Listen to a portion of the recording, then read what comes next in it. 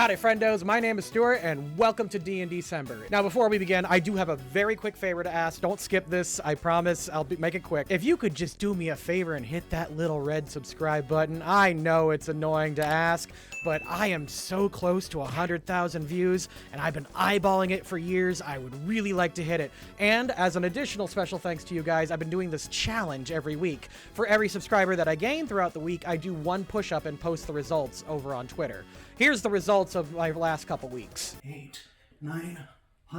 If you want to make me suffer, hit the subscribe button. Also, maybe follow the Twitter. With that quick shell out of the way, let's get back to Angel Dust. Quickly setting the scene, Hazbin Hotel is a story about sinners in hell, and Angel Dust is one of those sinners. On Earth, Angel was known as Anthony and was born in 1910s to an Italian crime family who nearly all ended up in hell when they died. Anthony's family are actually some of the most extensive and well-known characters in the series, even though we've only gotten one season so far. Vivzy has made extensive notes about them on live streams and such. In fact, I've already gone ahead and done a video about that a few years ago called Everything We Know About Angel Dust, and most of it still holds up today. Go ahead and click on that video if you want to know more. Although some of that information might be a little outdated since the series has begun, it's not uncommon for things to change halfway throughout production. Anyway, going back to our slutty spider Pokemon, I'm not sure why that's a running joke in the Hazbin community, it just is. Anyway, Anthony died on Earth in 1947 due to a drug overdose. Fun fact, you can actually see the cause of death of all the sinners in the show, as indicated by these little X's on their body. Alistair has an X on his forehead since he was shot by a hunter. Angel Dust's X is on his hip, indicating that he died of kidney failure. Angel Dust spent the last half century in hell as a stripper and a porn star. He is currently in an infernal pact with the Overlord Valentino and is the star performer and asset of the adult film industry in Pentagram City. Angel Dust is a very tragic character caught in a world of sexual coercion and hard drugs. We'll talk about this more in the post-analysis, but there is a reason why Hazbin Hotel is not for children. Listen, if you're under the age of 16 and you watch Hazbin Hotel, I get it. I snuck South Park as a kid. I understand.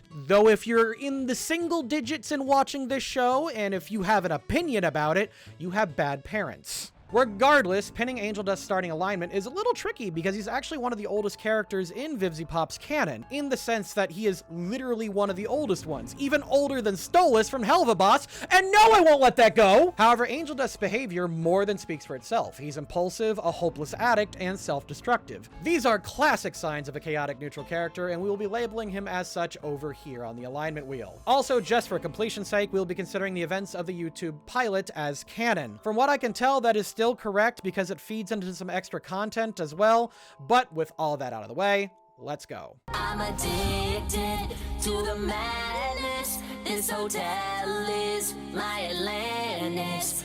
I can't let it get out I'm offering my services to randos on the street.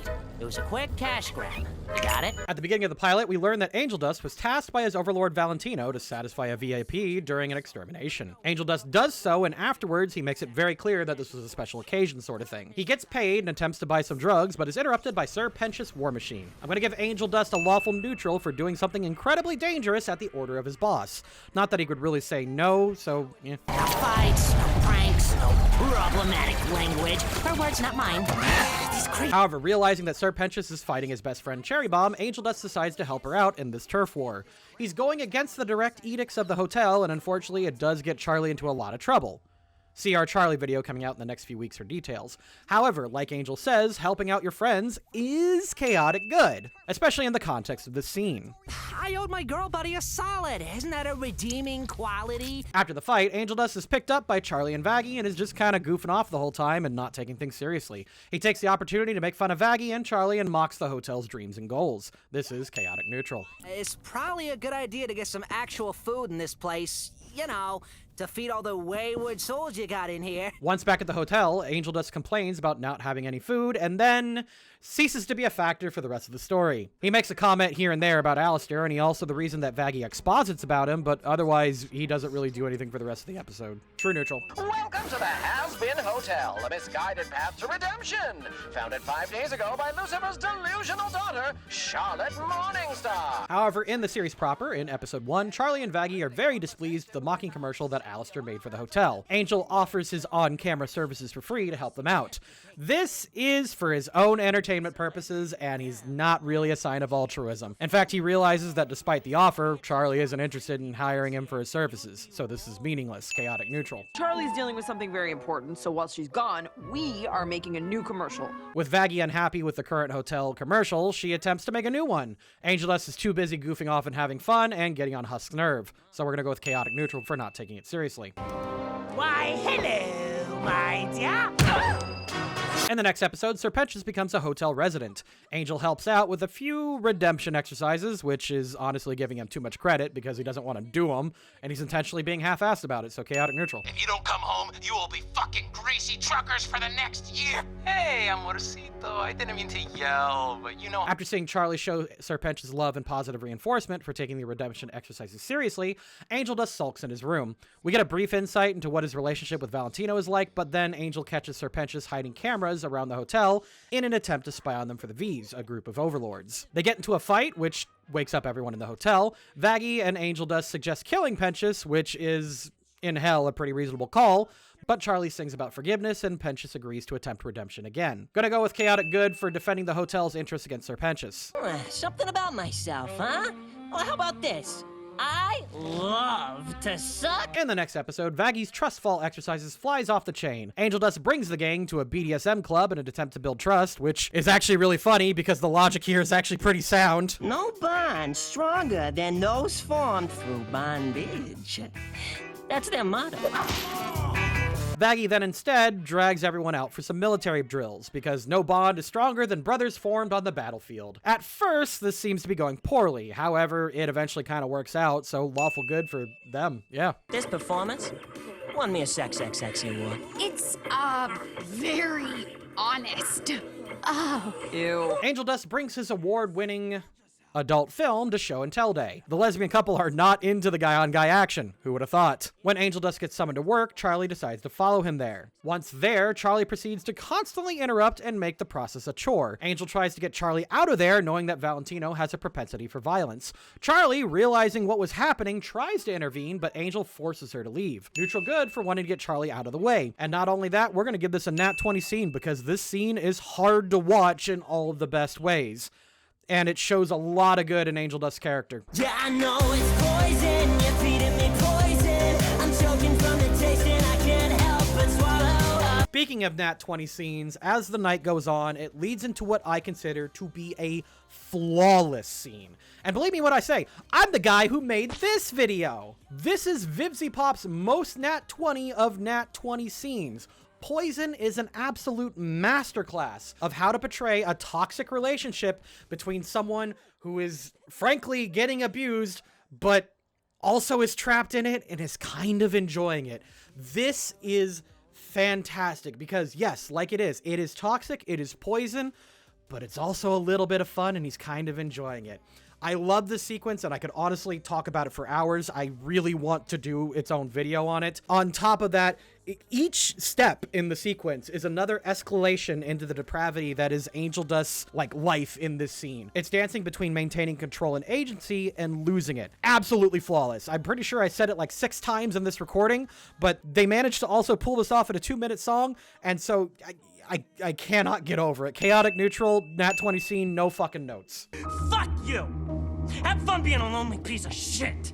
Oh, the hell? Angel, where are you going? Ow! Returning to the hotel after work, Husk tries to give Angel Dust a pep talk and quickly devolves into Angel screaming and throwing bottles at him. I get that he's having a breakdown and he isn't trying to be an asshole specifically, so we're going to give him a chaotic neutral for this. And yes, this is technically sexual harassment. I bet I can make those wings flap. Ah! Fucking Christ! But they're going to let it slide. I'm going to let it slide. Chaotic neutral. You don't think I can tell if someone spikes my drink? I do this all the fucking time. You just let people drug you all the time? You think I ask for it? After Angel Dust storms out of the hotel and spends some time with some fish goons, Charlie and Vaggie demand that Husk goes and follows him and make sure that he's safe. After Husk saves him from getting roofied, the two talk things out and end up enjoying an evening together. I'm going to go with chaotic neutral because at first, Angel Dust was fully aware that he was about to get roofied and was down with it. Fighting off the fish goons, bonding with Husk, having a moment of self-defense and self-healing. I'm not going to give it a ding right now, but we are going to circle back to it later. Also, I might be the one person on the planet that isn't in love with Loser Baby. I know it's a nat 20 song. I know it's good. Give it the fucking award. I just, for some reason, am not really wild about it. Thanks, pussycat. Oh, fuck you. So, you and Alistair are what?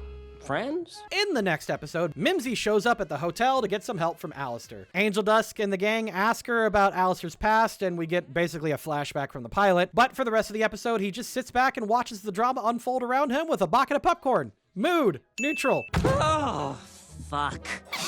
You look messy. What happened to you? It's who happened to me. And the answer is everyone. After a 16-hour shift, Angel's pal Cherry Bomb shows up to party with him. While trying to enjoy the night, Angel and Husk end up having to parent Nifty. Angel sees Valentino at the club, who tries to recruit Nifty. He tells him off and causes a bit of a scene. Unbeknownst to Angel Dust, however, during this whole sequence, he's being watched by the Seraphim and the other angels to see if he could be redeemed, and for the most part, he passes with flying colors, even passing Adam's made-up rules about getting into heaven. Sticking to your rehab routine and helping your friends, even when you're given a free pass to go and party, is pretty lawful good in my eyes. Oh, fun fact, Molly, Angel Dust's twin sister, has a blink and you'll miss it cameo. And everyone is with Adam about to begin doomsday all over the Hazbin Hotel as punishment for trying to convince heaven that souls can be redeemed, all the residents stick around to help defend Charlie, her hotel, and her dream. Angel Dust specifically helps fortify the hotel during this episode. Largely off screen, but we're still gonna give him a lawful good for that. I guess you have changed. Hey, Charlie said live tonight however we wanted. Not to ruin the moment, but they definitely gonna fuck. Anyway, execution day begins. Angel Dust fights alongside the hotel residents of Cannibal Town and tries to help Serpentius hook up with Cherry Bomb in the process. Overall, he's a giant team player during these 2 episodes, and I'm going to give him another lawful good if y'all don't mind. Force the bedrooms, we can fill it with more sinners than you can dream. After the fighting is done, Angel Dust is pretty much a redeemed character, or at least from what we see in season 1. He helps rebuild and assist Charlie in recruiting new patrons for the hotel. All in all, lawful good. Angel Dust is a decently nuanced character and is a highlight in this series. Just looking at the spreadsheet with all the dings, you can tell that he's actually fairly consistent. When it comes to matters that only involve him, he's chaotic neutral. And he's chaotic neutral because he's a slave to his own reckless impulses, and he constantly seeks pleasure in order to mask whatever hurt he's experienced in his own life, and in this series, his afterlife. Like I mentioned in the Ding Ding section, Poison is a flawless look at the complicated life of a sex worker, especially one that is forced into an industry and isn't allowed to leave. Obviously, I do not have any first-hand experiences in this matter, but based on what I've researched, from what I could find, and what I've seen in various threads, this is tragically accurate. At the moment, I really don't feel comfortable discussing it outside the scope of this silly little alignment video essay, so I'll link a few threads that I found talking about this, but I really appreciate how raw and real episode got with Valentino and Angel. It's very good. Returning to the fun realm of fiction, however, about a big gay spider, he's also a man with a heart of gold. Although most of Anthony's actions are neutral in nature, he really starts to shine when he's given the purpose of helping or protecting others. Even back as early as the pilot, as soon as Angel Dust realized that his best friend was in trouble, he abandoned a position at his hotel, he abandoned the protection of his pimp, and even his precious drugs in order to help Cherry fight off Serpentius. And despite the fact that she seemed to be holding herself well, it's likely that she would have gotten overwhelmed if it wasn't for Angel Dust and his intervention. He's also seen on multiple occasions to be a strong and capable fighter, especially when fighting a large group of enemies. Even back in the prequel comic, he's actually very good at fighting a lot of people at once. He can handle a gangbang. Oh my god, is that the joke? In episode 2, he becomes very protective of Charlie and Vaggie, especially when he sees Serpentius infiltrate the hotel, and you see him protect those girls with the same fervor as he protects Cherry. Once he bonded with Nifty, Husk, and Pentious, you can see him become just as emotional over them. In this, I see Angel Dust as a man who seeks purpose in life. If he's seen as a loser whose only useful quality is his holes, then he's gonna rise to that expectation. However, when he's expected to represent the hotel and protect its staff, he rises to that occasion with distinction. He protects Nifty from an overlord, and his abusive boss no less. He manages to avoid backsliding when he's out with Cherry and Husk. He prepares the defenses of the hotel and really isn't even asked. He then tries to help Cherry and Pentious hook up. He mourns Pentious' loss, and honestly, the list goes on at this point. Like most addicts, Angel Dust seeks drugs and pleasure as a means of escaping being alone in his thoughts. Like most men, he rises to the occasion when he's given the responsibility and expectations of his station. Honestly, I look forward to seeing what he can do in season 2, and I do expect him to backslide a bit, but you know, what addict doesn't? But as long as he has the support system of the hotel, and he's given positive things to do, and a purpose, I suspect that he will see heaven before too long. However, come back in the next few weeks as we talk about the owner of the Hazbin Hotel, Charlotte Morningstar.